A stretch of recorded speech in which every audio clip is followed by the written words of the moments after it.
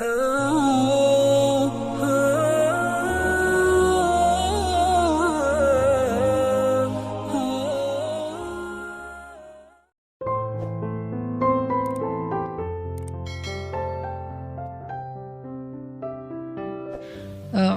بالله من الشيطان الرجيم بسم الله الرحمن الرحيم قال رب اجعل لي آية قال آيتك ألا تكلم الناس 3 ليال سويا فخرج على قومه من المحراب فأوحى إليهم أن سبحوا بكرة وعشيا. Berkatalah Zakaria, Rabbi, berikanlah untukku sebuah pertanda bahwa aku akan punya anak laki-laki. Allah berfirman, tanda-tanda bagimu adalah engkau tidak akan bisa berbicara dengan manusia selama 3 malam berturut-turut. Maka keluarlah Zakaria kepada kaumnya dari mihrabnya dan memberi mereka isyarat supaya mereka bertasbih kepada Allah setiap pagi dan petang. Ini adalah adegan, kita lanjutin sekitar 2 menit sebelum azan. Ini adalah adegan ketika Nabi Zakaria dapat berita gembira akan punya anak laki-laki. Karena Nabi Zakaria berdoa minta anak laki-laki dari sejak nikah sampai usia 80 tahun. Kurang lebih sekitar 50 tahun berdoa. Lama banget, ya Allah beri anak, ya Allah beri anak. Sampai iparnya udah punya anak keren namanya Maryam. Iparnya adalah Imran. Udah punya anak keren banget, cewek, solehah, dari kecil udah beribadah di Masjid Al-Aqsa. Zakaria masih minta anak, ya Allah, ya Allah, ya Allah. Sampai puncaknya Zakaria ngelihat Maryam dapat makanan dari langit. Zakaria datang ke mihrab Maryam, terus di situ udah ada makanan yang bukan dibawa oleh Zakaria. Zakaria nanya, "Anna laki hadza ya Maryam?" Maryam dapat dari mana makanan ini? Kata Maryam, "Huwa min indillah, dari Allah," kata Maryam. Gimana caranya? Kata Maryam, Allah punya cara sendiri. Allah yarzuqu may yasha bighairi hisab. Terserah Allah gitu. Masya Allah, Masya Allah. Zakaria kagum sama Maryam. Langsung pergi ke mihrabnya Zakaria, sholat. Dan di dalam sholatnya Zakaria berdoa, hunalika da'a Zakaria rabbah. Di saat itulah Zakaria benar-benar nangis berdoa kepada Allah, ya Allah, Rabbi habli min ladunka dzurriyyatan thayyibah innaka sami'ud du'a. Ya Allah, beri saya anak seperti dia, seperti Maryam. Engkau maha mengijabah doa dan saya enggak pernah berputus asa meminta kepadamu. Udah 50 tahun lebih. Tiba-tiba Allah bilang, ya Zakaria, inna nubashshiruka bi ghulam ismuhu Yahya lam naj'al lahu min qablu samiyya. Zakaria, sekarang kami akan perkenankan doamu, kamu akan punya anak, beri dia nama Yahya. Belum pernah ada anak seperti dia yang soleh di muka bumi. Zakaria kaget, walaupun doa, tapi beliau masih berpikir kayak, gimana caranya saya punya anak? Ini kayak tarik-tarikan antara logika manusia dengan iman. Imannya percaya Allah Maha Kuasa, tapi logikanya gimana caranya? Istri saya sudah tua, saya juga udah tua. Lalu Nabi Zakaria bertanya untuk biar lebih tenang, supaya logikanya nggak ragu lagi. Kalau imannya udah mantap, tinggal logika. Zakaria tanya, beri saya ij'al li ayah, beri saya bukti, tanda gimana cara saya punya anak. Kata Allah, tandanya alla tukalliman nas 3 layalin sawiyya. Kamu tiba-tiba nggak bisa ngomong. Kamu sehat, kamu nggak punya masalah, tapi kamu nggak bisa ngomong. Mau ngomong tuh nggak bisa. Kamu bisa tilawah, kamu bisa zikir, tapi kamu nggak bisa ngomong. Bisa subhanallah, subhanallah, subhanallah. Bisa alhamdulillahi rabbil alamin. Nggak bisa. Jadi baca Quran, kalau ada Quran, tapi dulu kan Taurat ya. Baca Taurat bisa, zikir bisa, hayya ala sholah, kalau azan ada azannya bisa. Pokoknya semua bisa kecuali mau ngomong tuh nggak bisa. Masya Allah ya, luar biasa. Kenapa? Karena Allah pengen Zakaria zikir aja 3 hari. Jangan ngomong dengan manusia walaupun ucapannya baik, kecuali zikir. Jadi kalau mau ngomong dengan manusia, subhanallah, masya Allah, alhamdulillah, bismillah, cuman gitu doang ngomongnya. Gak bisa, lu mau kemana? Gak bisa. insya Allah gitu. Jadi cuma bisa zikir.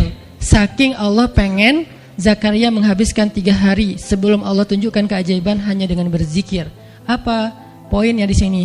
Kalau kita pengen ada keajaiban dalam diam, maka isilah diam kita dengan zikrullah. Dan salah satu cara Allah Subhanahu wa taala mendidik Nabi Zakaria untuk menjemput keajaiban itu adalah Allah menyuruh Zakaria untuk diam dan mengisi diamnya dengan zikratullah bukratan wa asiyya, mengingat Allah pada waktu pagi dan pada waktu petang. Artinya diisi dengan zikir. Dan waktu itu Nabi Zakaria menurut ulama tafsir, beliau tidak cacat lisannya, benar-benar bisa ngomong. Hanya tidak bisa bicara dengan manusia tapi bisa berzikir. Jadi beliau bisa zikir, bisa mengucapkan kalimat-kalimat Alkitab yaitu Taurat. Beliau bisa membaca ayat-ayat Allah. Beliau bisa mengucapkan kalimat Bismillah dan seterusnya, tapi gak bisa ngomong dengan manusia. Dan itu terjadi selama 3 malam. Dan akhirnya setelah 3 malam, Nabi Zakaria tiba-tiba dapat berita gembira kalau istri beliau hamil. Ini pelajaran penting banget buat kita. Kalau ini pernah berlaku terjadi kepada Nabi Zakaria, keajaiban dengan cara kayak gini, maka ini juga akan terjadi kepada kita. Itulah alasan kenapa kisah tersebut direkam dalam Al-Quran, supaya dia menjadi pelajaran hudan lil muttaqin. Itu kenapa Allah katakan Al-Quran hudan lil muttaqin, petunjuk bagi orang yang bertakwa, orang yang pengen memperbaiki diri, orang yang pengen dapat solusi. Muttaqin, orang yang pengen wa may yattaqillaha yaj'al lahu makhraja, dapat jalan keluar. Wa yarzuqhu min haitsu la yahtasib, dikasih rezeki yang enggak terduga-duga. Wa may yattaqillaha yaj'al lahu min amrihi yusra, diberikan kemudahan. Wa may yattaqillaha yaj'al lahu yukaffir anhu sayyi'atihi, dihapuskan semua dosa. Wa yu'dhim lahu ajra, dikasih reward yang berlipat-lipat. Maka siapa yang pengen dapetin keajaiban-keajaiban orang bertakwa itu, maka jadikanlah Al-Quran sebagai petunjuknya, hudan lil muttaqin. Nah, gimana cara kita jadiin Al-Quran sebagai petunjuk? Jawabannya juga ada di ayat yang sama, la raiba fih, jangan ragukan ayat-ayat Al-Quran, termasuk kisah-kisah yang ada di dalamnya. Sehingga kalau kita benar-benar percaya kisah Nabi Zakaria mendapatkan keajaiban dengan cara diam dan zikir, maka kita coba terapin itu dalam masalah hidup kita, insya Allah kita juga akan mendapatkan keajaiban dan kejutan seperti yang didapatin oleh Nabi Zakaria. Itu pesan poin yang ada di dalam ayat 10 dan 11 surat Maryam. Sehingga buat sebagian orang yang mungkin ngerasa selama ini sering disakiti, sering dicuekin, sering didebat, sering diapain, jangan terlalu diladenin. Kadang-kadang ada teman saya nanya ke saya, Ustadz, ini ada yang ngomongin Ustadz gini di sosmed, perlu kita balas gak nih? Saya bilang udah diamin aja. Itu tuh santai, tapi sebetulnya itu ada kayak alasan kenapa saya memilih sikap itu. Bukan karena kayak males ribut. Sebetulnya kadang-kadang kan ribut itu kayak nyenengin ya, kayak olahraga emosi gitu kan. Rame-rame di sosmed itu kayak asik kan, kayak kita ngegame gitu kan. Jadi nge-replay komen-komen orang kayak lucu-lucuan gitu. Saya pernah lihat Rachel V-nya bagus juga sih. Ini bukan dalam hal negatif tapi positif, makanya saya sebutnya nama. Rachel itu kan main kemarin ke Australia sama New Zealand. Terus ada dia lagi foto-foto gitu di sana bareng dengan suaminya. Tiba-tiba ada yang komen, Sel, lo nggak cocok di tempat itu. Tempatnya bagus tapi gara-gara lo jadi kurang bagus gitu. Terus dia jawab, ya gue nggak cocok tapi dompet gue cocok, kata dia. Kadang-kadang perlu digituin juga sih ya, biar paham. Karena kata Ustaz Abdul Somad, sombong kepada orang yang sombong adalah sedekah. Tapi itu mah pilihan. Rachel memilih sikap santuy. Tapi dengan dia guyonin, kalau saya memilih sikap diam aja deh. Karena saya takut kalau saya ngomong malah jadi panjang debatnya. Dan saya merasa gak mampu untuk selalu membela diri dengan argumen. Karena membela diri dengan argumen kadang-kadang ya kalau bahasa Ustaz Umar Mita, orang yang mencintaimu tidak butuh alasan, orang yang membencimu tidak akan menerima alasan. Jadi kayak ya udahlah, diamin aja. Ternyata dengan kita diam muncul aja keajaiban, banyak keajaiban. Jadi benar-benar saya percaya banget diam itu tuh keajaiban. Dan itu berlaku dalam dakwah, berlaku dalam masalah keluarga.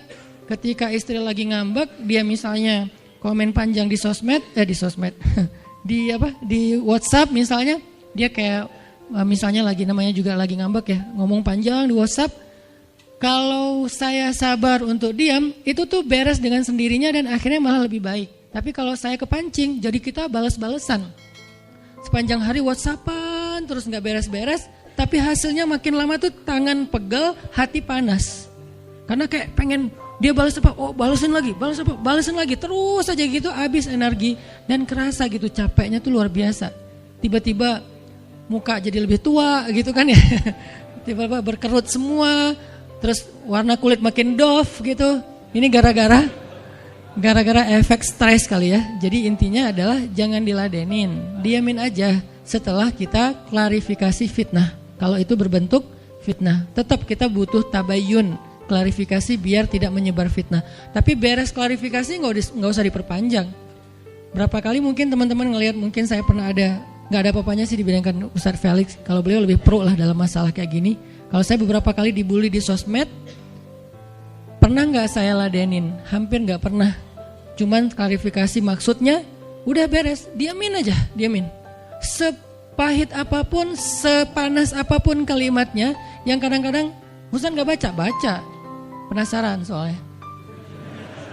Kalau kita diam karena nggak baca, mungkin nggak ada challenge-nya kan. Ini baca, komennya semua sampai ribuan itu satu-satu dibaca. Fakuli washrabi wa qarri aina fa imma tarayinna minal bashari ahadan فقولي إني نذرت للرحمن صوما فلن أكلم اليوم إنسيا فأتت به قومها تحمله قالوا يا مريم لقد جئت شيئا فريا يا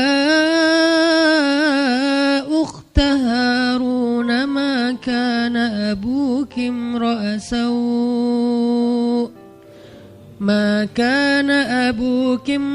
سوء وما كانت أمك بغيا فأشارت إليه قالوا كيف نكلم من كان في المهد صبيا. Dan maka makan dan minumlah dan bersenang hatilah engkau wahai Maryam, dan jika engkau bertemu dengan seseorang, katakanlah sesungguhnya saya telah berazam untuk berpuasa pada hari ini dan saya tidak akan berbicara dengan manusia pada hari ini. Lalu Maryam pun datang kepada kaumnya sambil menggendong bayinya.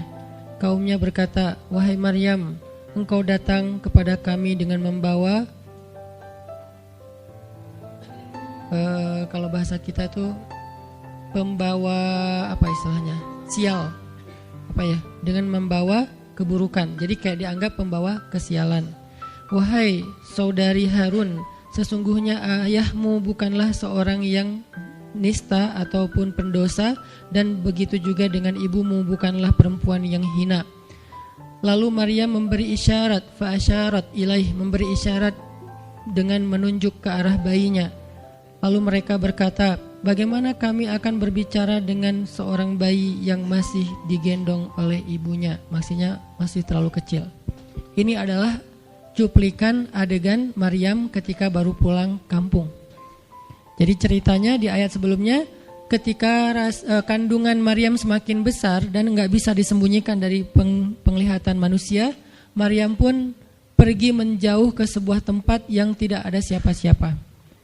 Fahamalathu fantabadzat bihi makanan qasiyya. Dia menjauh, mengucilkan diri ke tempat yang nggak dilihat oleh siapa-siapa sampai melahirkan. Jadi kurang lebih sekitar 3 bulan 4 bulan Maryam nggak ada di Al-Quds. nggak ada di Masjidil Aqsa dan sekitarnya. Dia pergi mengasingkan dirinya supaya tidak ada yang menghujat Maryam karena ngelihat perutnya sudah semakin besar dan dia nggak punya suami. Setelah melahirkan, akhirnya Allah perintahkan Maryam untuk pulang. Setelah Allah ngasih makan, minum dan kebahagiaan buat Maryam, fakuli washrobi wa qarri aina, dengan adegan korma yang menjatuhkan buah-buah rutop dan seterusnya, pulanglah Maryam. Nah, Maryam tahu ketika dia pulang dengan membawa bayi, dia pasti akan dihujat, dicela, dicaci maki, dibully oleh kaumnya. Lalu Allah memberi kepada Maryam bekal. Gimana cara ngadepin yang kayak gitu-gitu? Kata Allah, kalau kamu ketemu manusia, ketemu orang-orang, ketemu kaummu, bilang ke mereka, saya tidak berdebat hari ini. Saya gak akan berdebat. Jadi dia tetap bisa ngomong. Tapi dia bilang, saya gak akan berdebat. Saya nggak akan bicara dengan siapapun hari ini karena saya sudah bernazar untuk diam. Bilang kayak gitu kepada kaummu. Maka fa'atat bihi qaumaha tahmiluh. Maka datanglah Maryam kepada Al-Quds, kepada kota Al-Quds dengan membawa bayinya yang digendong. Datang. Baru dari ujung kota kelihatan Maryam, muncullah orang-orang Bani Israel semuanya rame di pasar-pasar mereka, semuanya menghadang Maryam. Maryam tiba-tiba dihadang di gerbang kota Al-Quds. Gak boleh masuk kota Al-Quds. Tadinya ada yang satu orang lihat, Maryam. Langsung dia datang ke kota, dia umumkan ke semua orang, wahai Bani Israel, perempuan yang hina yang kita cari-cari sekarang sudah datang membawa bayi haramnya, membawa bayi selingkuhnya, membawa bayi hasil zinanya. Akhirnya orang-orang yang ada di Masjidil Aqsa, yang ada di rumah-rumah, yang ada di pasar, semuanya berkumpul di depan gerbang kota. Menghalang Maryam masuk. Kebayang gak perasaan Maryam? Padahal dia itu lahir di situ, dia beribadah di situ, ayahnya orang situ, ulama pula, pamannya Nabi pula di situ, tapi dia sekarang dihadang oleh semua penduduk Al-Aqsa, penduduk Al-Quds, Bani Israel. Ketika Maryam mendekat, mereka mengatakan, "Ya Maryam, laqad ji'ti syai'an fariyya." Ini bahasa Al-Quran. Kalau aslinya lebih tercela daripada ini, karena ini bahasa Al-Quran yang tinggi, Allah menggunakan bahasa simbolik saja. Yang terjadi, mereka mencela Maryam. Mereka bilang, Maryam kamu pembawa sial, Maryam kamu perempuan hina, Maryam kamu tukang zina, Maryam kamu selingkuh, Maryam kamu ternyata pelakor, segala macam. Kebayang gak seorang perempuan yang mulia dituduh dengan kata-kata kayak gini? Sedih, pengen jawab, pengen bilang, saya ini gak pernah berbuat dosa, ini nih Allah yang ngasih kepada saya gak punya suami, dan saya diberikan anak yang suci dan segala macam. Enggak. Tanya kepada Zakaria kalau nggak percaya, saya punya buktinya segala macam. Nggak usah, diam aja. Maryam bisa ngomong kalau mau. Maryam by the way adalah perempuan secerdas Sayyidah Aisyah. Dia itu kayak Aisyah cerdasnya, kayak Khadijah bijaksananya, kayak Fatimah lembutnya, kayak Asia sabarnya. Maryam itu istimewa. Sampai sebagian ulama mengatakan Maryam satu-satunya nabi dari perempuan, satu-satunya nabi dari golongan perempuan. Sebagian kecil ulama ada yang menyebutkan demikian, sehingga mereka menyebut Maryam alaihassalam. Saking Maryam ini keren banget, istimewa banget.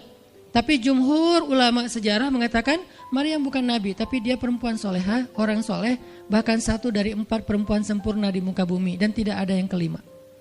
Cuman ada 4. Kamula minar rijali katsir, kata Nabi. Laki-laki yang sempurna itu banyak, yaitu para rasul dan para nabi. Walam yakmul minan nisa illa arba'ah. Tidak ada perempuan yang sempurna kecuali 4. Asiyah istri Fir'aun, kemudian Maryam anaknya Imran, kemudian Khadijah istri Rasulullah, dan Fatimah bintu Rasulullah. Artinya Maryam ini istimewa banget. Dia kalau mau argumen, dalilnya lebih banyak daripada para rabi-rabi Yahudi yang ada di situ. Karena ketika Maryam dulu berkhidmat di Masjidil Aqsa, Maryam itu nggak belajar seperti yang lain-lain. Karena kan dulu orang Bani Israel itu paling anti sama cewek ya. Buat mereka perempuan itu kasta kedua. Seolah-olah perempuan itu nggak punya hak yang sama dengan laki-laki. Laki-laki punya hak belajar di Masjidil Aqsa, perempuan nggak boleh. Ini kesenjangan gender di masa Bani Israel dulu. Jadi kalau ada yang mau nuduh Islam sebagai tidak memperhatikan masalah gender, dia harusnya baca sejarah. Justru Islam, Al-Quran, Taurat, Injil mengangkat perempuan untuk setara dengan laki-laki. Awalnya perempuan itu hina di masyarakat Bani Israel, dianggap pembawa sial. Sampai masyarakat jahiliyah Sebelum Islam datang, apa yang terjadi dengan bayi perempuan? Dibenamkan dalam pasir hidup-hidup, dibunuh, dilempar dari bukit supaya mati langsung seketika. Kenapa? Termasuk Umar pernah membunuh bayi perempuan. Umar radhiyallahu an. Kenapa dia sedih banget? Karena dia ingat masa lalu ketika dia pernah membunuh bayi perempuan. Kenapa mereka membunuh bayi perempuan? Karena dianggap perempuan ini membawa sial. Tapi datang Islam mengubah tradisi itu, mengubah persepsi publik. Yang tadinya perempuan dianggap hina, dalam Islam dikatakan surga ada di bawah telapak kaki ibu. Muncul harga diri perempuan naik. Apalagi sebaik